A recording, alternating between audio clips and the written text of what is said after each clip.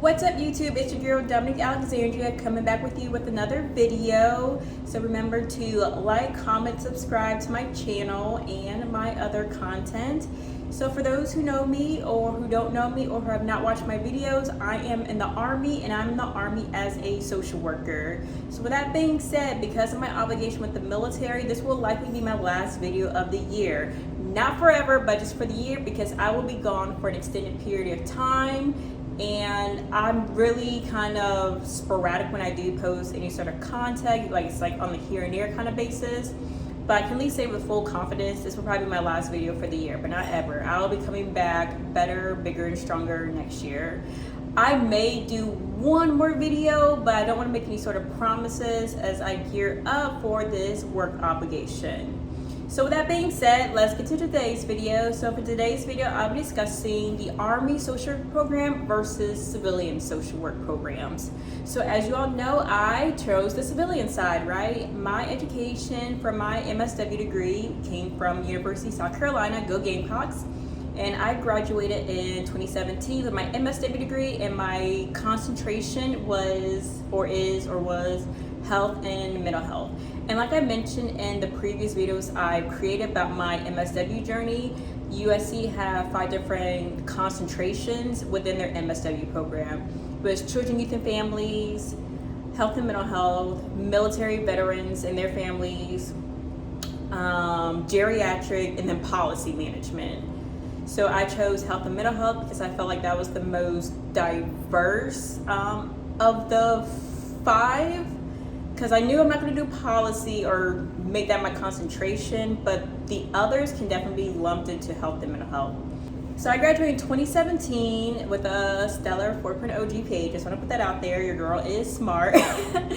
And then I was able to get my first job soon after I got my degree. So the Army MSW program, right? So the Army has a contract currently with University of Kentucky. It used to be Fayetteville State University, which is the HBCU located in Fayetteville, North Carolina.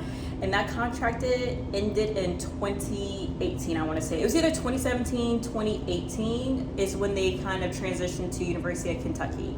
I have my own conspiracy theories about that, but I'm not going to get into all that. So if you apply for the Army MSW program, you're not actually going to University of Kentucky to take those classes with those respective professors. You actually take your courses at Fort Sam Houston at their AMED Center of Excellence building, whatever. It's like considered like a satellite campus, but you're in the Army, right? So that's where you take your classes. So how do you apply for this program? You have to go through a healthcare recruiter in the Army to apply for the program. You have to meet certain requirements in terms of having a bachelor's degree, certain GPA, and GRE. So once you go through that process with the recruiter, they submit your packet and everything. Some sort of board reviews it for the school in the Army, I'm assuming. I really don't know.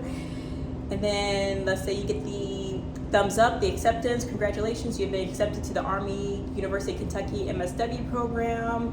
Yay, you are like officially commissioned into the Army that way.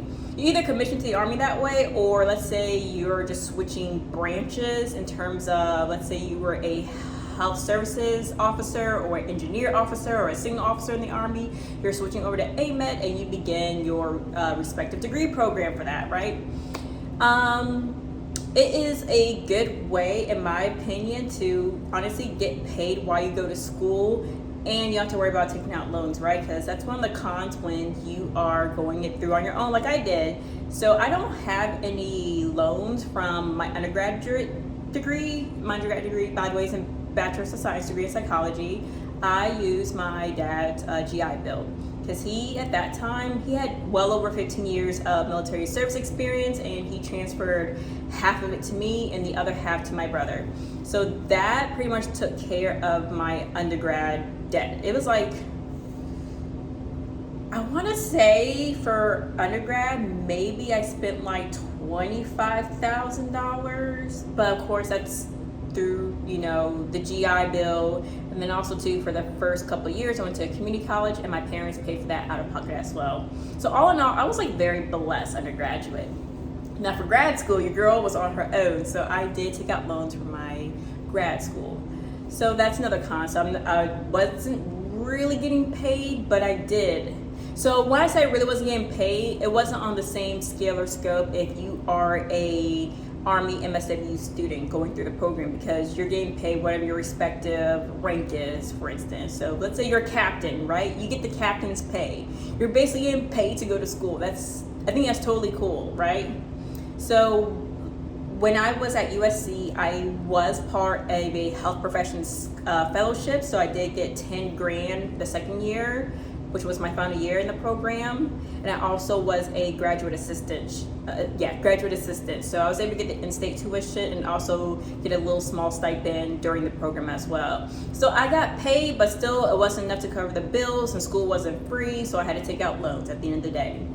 So that's just another con. So when you're in the Army MSW program, it's 18 months, so it's very condensed. It doesn't mean that the program is less than a civilian program. It just means they don't get like the huge winter breaks, the fall breaks, the summer breaks like a traditional civilian school would. So it's 18 months, and then soon after you're done, you're graduated, you go on to what's called the SWIP program, so the Social Work Internship Program. So y'all know how I feel about licensing. It is a big freaking deal to get your clinical license. In my opinion, if you want to practice social work on a clinical scope or kind of take it to that next level, not to say you have to be like a therapist or some sort, but get your clinical license. I would say getting your clinical license is on the same scope of getting your MSW degree, if not a little bit higher, right? Because by regulation, and each states have their own certain regulations, but most of them is like you cannot earn your LCSW no less than 2 years, and you cannot still acquire your hours for more than 4 years. At least that's what it says in the state or the Virginia Board of Social Work. It could be different for other states, but generally no less than 2, no more than 4. You have to hustle when you're just a little old civilian, right? Because you have to find someone to supervise you. You have to find a job. You have to, document all these certain hours. There's a lot that goes into getting your clinical license. I was very fortunate for my first job, which was at UVA. I was able to get the free supervision at UVA. And when I also worked at another healthcare system in Virginia, I was still able to get the free supervision. Now, a caveat though is because I did move around with a lot of jobs. Each job that I moved to, I had to report that to Virginia Board of Social Work. I had to kind of resubmit a supervision contract again, and for them to approve that, I can still receive my clinical hours through that respective work site I was working. So when you're in the SWIP program for the Army, the Army basically has control of, where do you go to receive those hours. And they have different posts where the respective SWIP student can go to receive the hours, and they do like all these different rotations.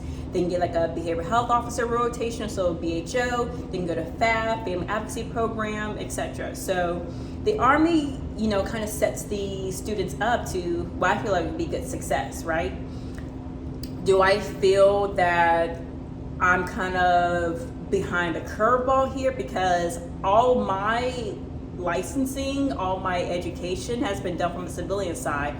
I do not feel like I'm behind in the curveball at all whatsoever, because I would say though, my education and license on the civilian sector set me up to hustle.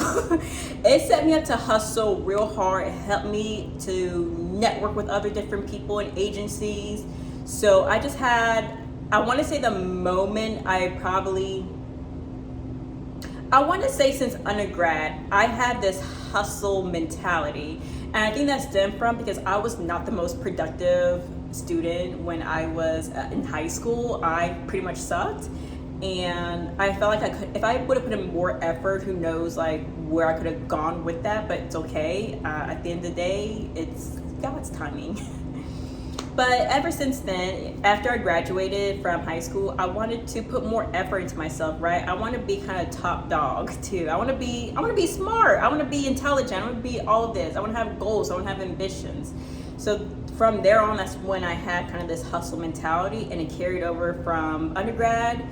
Undergrad, I did pretty well in all my classes. I graduated with 3.8 GPA. I had 2 different internships during undergrad, working with severely mentally ill population. So that pretty much set me up for success to be able to be a competitive applicant when I applied to grad school programs, and I essentially got accepted to all the grad school programs. I would say I did know at the time the Army had that contract agreement with Fayetteville State University when it was the Fayetteville State Army MSW program.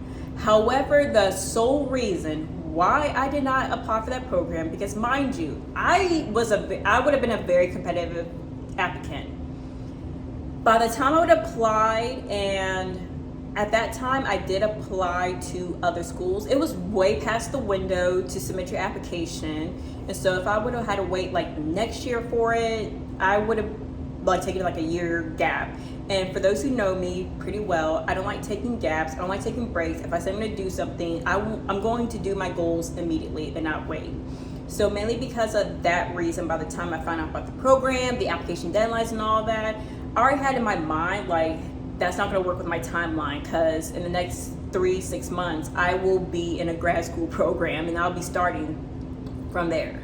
And so I know I got into a bit of a rabbit hole, but back to the SWIP, like I mentioned, it just, to me, you don't have to worry about finding a supervisor. You don't have to worry about paying people. What people fail to realize on the civilian sector, you can make a really good business in being a clinical supervisor. I'm still thinking about doing this probably when I come back from this work obligation I have in terms of being a clinical supervisor, like virtually for the state of Virginia, because you can, as a supervisor, you can charge supervisees for you to supervise them. Like, that's a really good side hustle in my opinion. There are supervisors who are charged anywhere from like $80, $100 for that face-to-face contact. And then you want to make more money, you can do group supervision, you can just, you can charge everybody in that group. It's a really good side hustle as well. But of course, the caveat to this is when you are the supervisee, that comes out of pocket. So supervision can be quite expensive for a lot of people. So it's good that the Army has a program that kind of, sets their students up for success in terms of finding a supervision site, finding a supervisor, and that's all free. And you still get paid, right? You get paid whatever your respective rank and time in service is. So do I feel like one program is better than the other? I do not. It is on the case-by-case individual basis, kind of where are you at in life to where which one would suit whatever's going on in your life at that point. Because looking back, do I have any regrets about getting my civilian education? I do not. I enjoyed my time at USC. I loved living in Columbia. I met a great bunch of people from diverse backgrounds. I liked the education that I received. I liked the internships that I did. I was at a school and I was at a state psychiatric hospital. It was good, valuable experience. And then because of that, University of Virginia Health System gave me a chance soon afterwards when I graduated, and I landed my first big girl job. And from there, like, my civilian education and experience, again, to me, it sets me up for success in being a behavioral health officer in the Army. Because some people will argue, because you didn't go through the Army MSW program, it's going to be kind of hard for a civilian to adapt to the military life, the military culture, and all of that, and just being a behavioral health officer. And I have to disagree, because the reason why I mainly disagree is because working as a civilian, you have to quickly adapt. When I think of the word social work, immediately afterwards, I think of the word innovation, right? A lot of change is going on. As a social worker, you get to be very flexible, you get to be very adaptable. And with my hustle mentality and just, kind of just getting picked up from the street and being now a first lieutenant in the military and being a behavioral health officer at that, and having having all of my educating experience related back to the civilian sector, I think I'm doing a great job, or the best that I can. I do not feel that those who did the Army program, social work program, or even the SWIP program, I don't think they're set up for better success compared to us who were civilians.